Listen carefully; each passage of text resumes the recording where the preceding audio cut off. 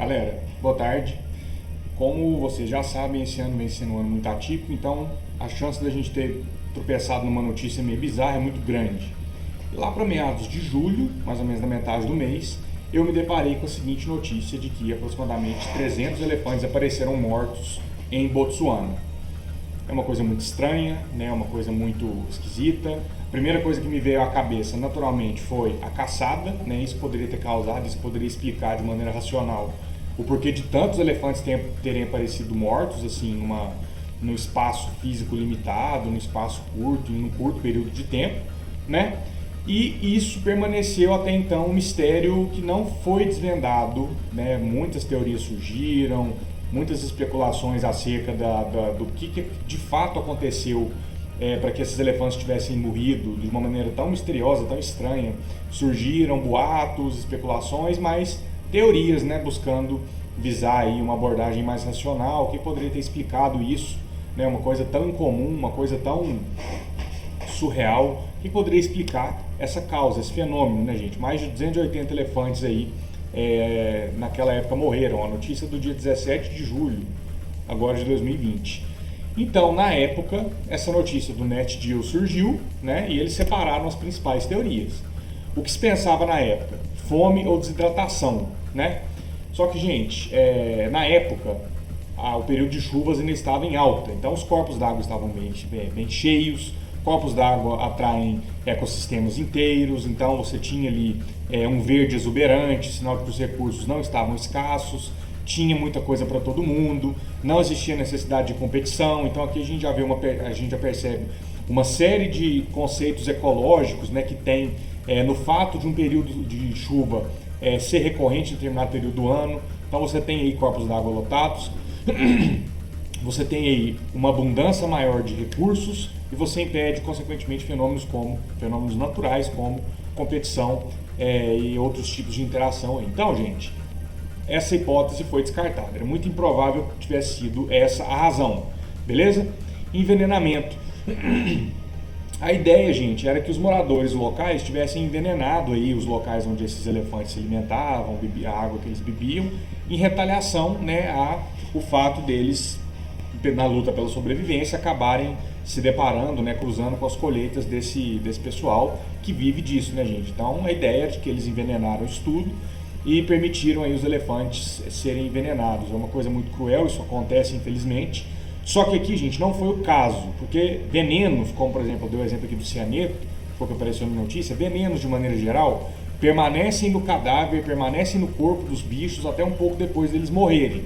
Então, se esses bichos caem mortos aí em função do envenenamento, os outros bichos que se alimentaram deles, abutres, urubus, provavelmente apareceriam mortos também, né? Então não foi esse o caso, beleza? Apesar de fazer algum sentido, apesar disso ter sido uma possível explicação racional para isso, não foi o caso.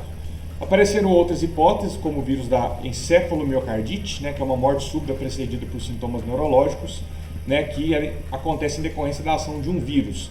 Beleza, gente? Esse vírus é excretado nas fezes de roedores e os elefantes correm o risco de comer grama contaminada. É aí que tá, gente. Assim como foi na peste negra, a questão é a quantidade desses roedores. Se esses roedores estão concentrados em maior quantidade, a chance de haver uma interação como essa, até citando o exemplo da leptospirose, né? Uma coisa é o risco de você pegar a leptospirose no ambiente que tem poucos roedores, tem poucos ratos. Agora, se esse ambiente acomoda e abriga uma densidade populacional desses roedores maior, em decorrência dos fatores mais diversos que a gente puder pensar, saneamento básico pobre, enfim, a chance de um vírus como esse se espalhar na população de elefantes seria maior. Só que não existe relatos de um número extraordinariamente grande de roedores nas regiões onde os elefantes morreram.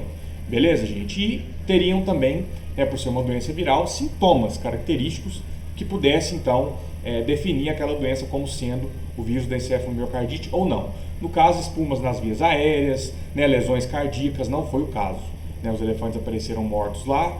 A primeira, como eu havia dito para vocês, a primeira impressão que eu tive e que os especialistas também tiveram foram a caça, né, talvez a caça tivesse causado isso, só que, gente, os elefantes tinham as presas intactas. Então, a caça foi a primeira hipótese descartada. Por quê?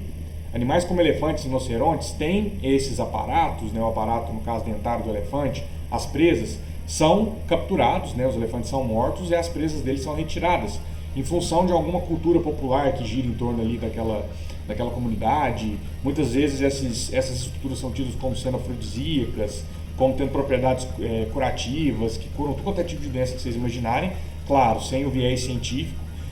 O exemplo do rinoceronte branco aí, eles removem a presa do rinoceronte, uma estrutura de ataque, para ele atacar, para ele se defender, porque acredita-se que essa estrutura ela tem uma propriedade afrodisíaca, não é o caso. Só que eles removem mesmo assim, os rinocerontes acabam por morrer, porque eles não têm como atacar nem se defender, então a seleção natural atua, né, nesses rinocerontes, infelizmente. Eles não conseguem sobreviver na natureza.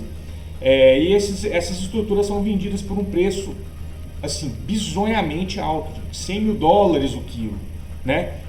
Vale mais do que o ouro, por exemplo. Então essa hipótese, a caça, foi a primeira hipótese a ser descartada. Então com isso surgiram essas outras hipóteses, como por exemplo essa do vírus.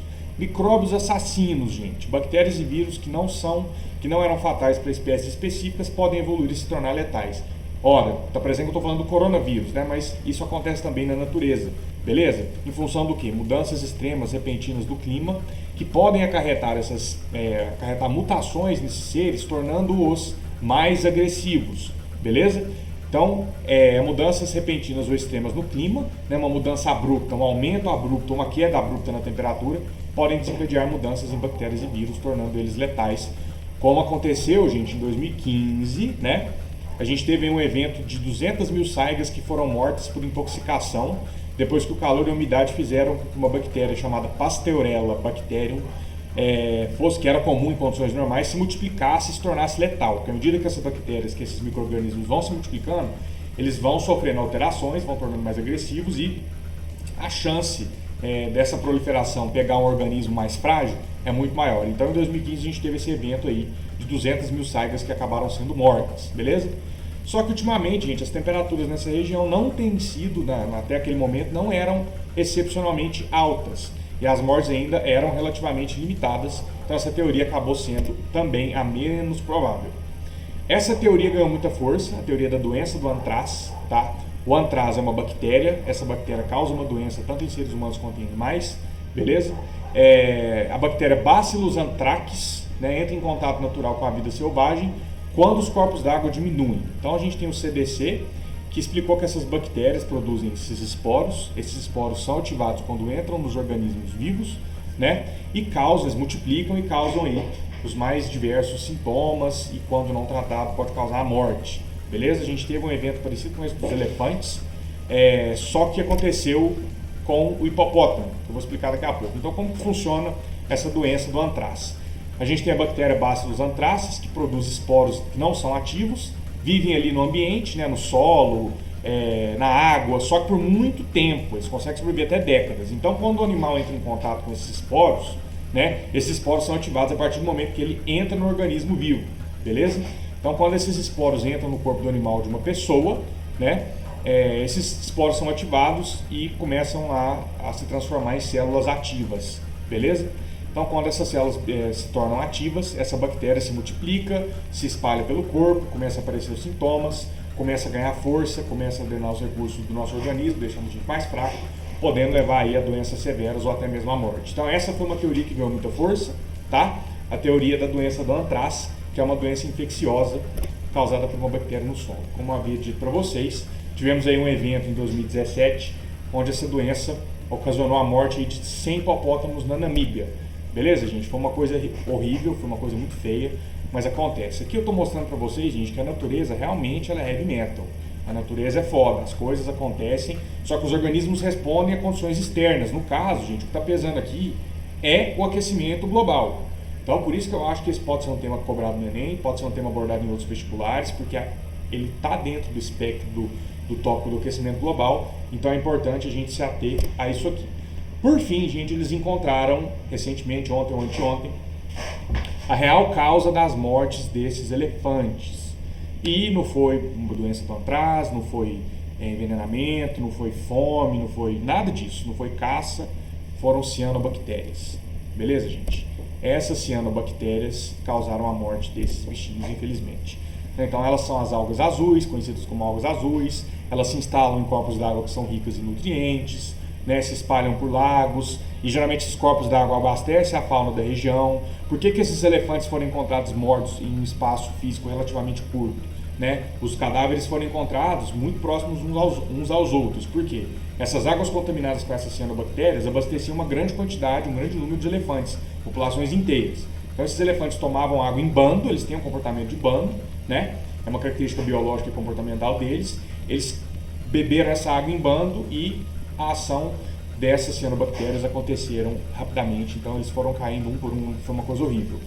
Apesar de nem sempre serem tóxicas para humanos e animais, esses micróbios podem tirar vantagem do aquecimento global, porque preferem temperaturas mais altas. Então, gente, a gente tem um aquecimento da Terra em função de todos esses fatores que vocês já estão cansados de saber, que em breve eu vou discutir aqui no canal de novo, mas são organismos oportunistas, de certa forma, se aproveitaram dessas mudanças de temperatura, no caso o aumento de temperatura, se instalaram nesses corpos d'água que são ricos em nutrientes e intoxicaram esses bichinhos, tá? De acordo com o painel intergovernamental sobre mudanças do clima, a temperatura na região sul da África vem aumentando 2 vezes mais rápido que a média global. De novo, aquecimento global, gente. O que deu força para essa teoria foi o fato de que as mortes pararam no final de junho de 2020, que coincidiu com a secagem dos corpos d'água. Então foi esse o fator que deu ainda mais força para essa teoria. Algumas espécies produzem toxinas que afetam animais e humanos, tá, gente? Então nós podemos também ser afetados por essas espécies, por esses micro-organismos. As pessoas podem ser expostas a toxinas cianobacterianas ao entrar em contato com água contaminada. Então, gente, o mesmo que serviu para os elefantes serve para a gente também. Se a gente estiver no lugar errado, na hora errada, fazendo uma savana africana e quiser encher a garrafinha d'água num corpo d'água que você encontra por aí, você pode correr esse risco, beleza, gente? Esse tipo de micro-organismo ocorre no mundo inteiro, mas eles estão aproveitando aí o fato de a mudança climática ser de certa forma repentina, para mais, obviamente, né? Se instalarem nesses corpos d'água ricos em nutrientes, então o substrato é perfeito para eles. Um corpo d'água rico em nutrientes, nutritivo e quente. Então eles conseguem ali se manter, se proliferarem e realizarem seu metabolismo e tudo mais. Os sintomas para essa doença incluem irritação da pele, cólicas estomacais, vômitos, náuseas, diarreia, febre, dor de garganta, dor de cabeça. E, gente, nós seres humanos e tudo quanto é bicho que vocês puderem imaginar podem ser envenenados também, podem ser intoxicados. Aves, peixes. Então, gente, foi isso que aconteceu. Apesar de tudo parecer por mais bizarro que possa parecer um fenômeno, um evento, ele vai ter uma explicação científica.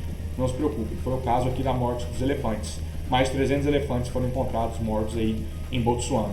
Muitas especulações, muitas teorias, muitas discussões. Por fim, a gente tem uma resposta que elucidou essa questão. Beleza, gente? Lembrando que isso pode ser cobrado no Enem, isso pode ser cobrado direto ou indiretamente, mas o cerne disso tudo é uma coisa que vem sendo discutida, uma coisa que vocês devem sempre estar atentos e procurarem saber sobre aquecimento global. Beleza, gente? Tranquilo? Esse vídeo também estará no YouTube. Conto com vocês. Valeu, galera!